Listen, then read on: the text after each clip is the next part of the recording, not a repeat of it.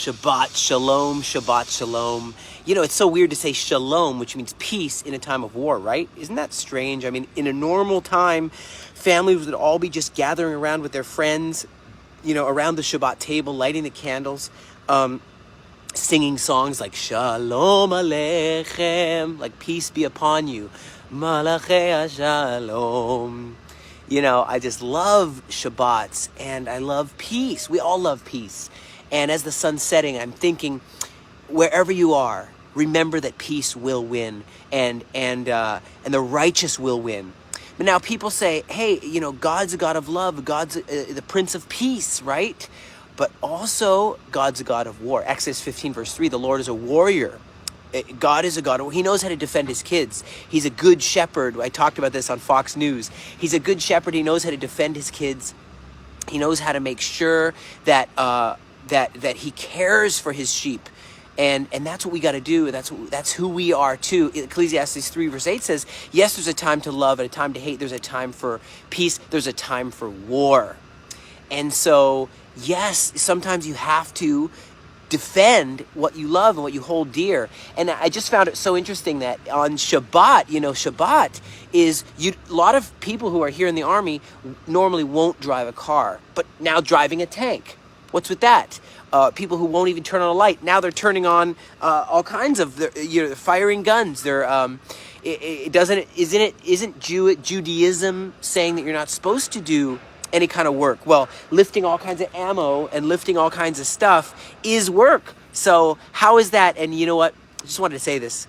Some of my guys here said it's a greatest privilege that we could ever have to serve, to defend Israel on the Shabbat and do work. A friend of mine, a religious friend, he said, I've never worked so much on Shabbat in my entire life.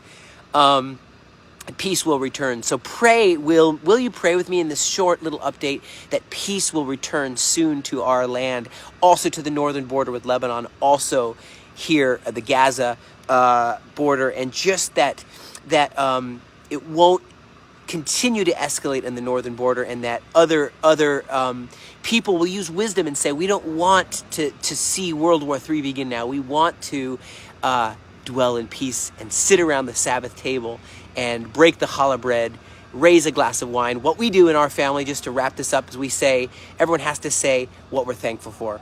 Each time one of our guests says what they're thankful for, we pour a little more into the glass until, like King David said, Psalms 23, my cup overflows. And I do believe that we have overflowing blessings even in this horrific time, horrifically cataclysmic time. It was truly heartwarming to see Emily Hand, age 9, with her father, getting along fine, speaking again after she was in captivity for 50 days in darkness. And now she makes a birthday card for baby Kfir, the red-headed baby who just turned 1 yesterday. And she writes, happy birthday.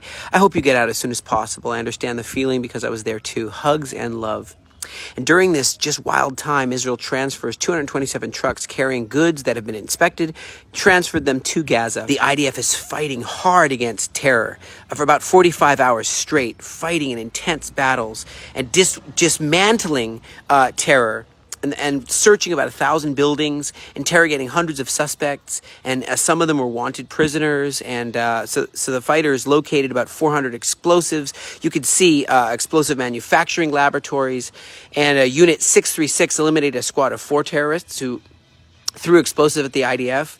And it's just been an amazing job. At the same time, destroying hundreds of tunnels and a huge area for production of rockets, weapons, and manufacturing in Gaza, and dismantling this industry center in the center of Gaza, both above ground and below ground. And at the same time, Iran is transferring ballistic missiles to the southern part of the country. But God is good. Shabbat Shalom.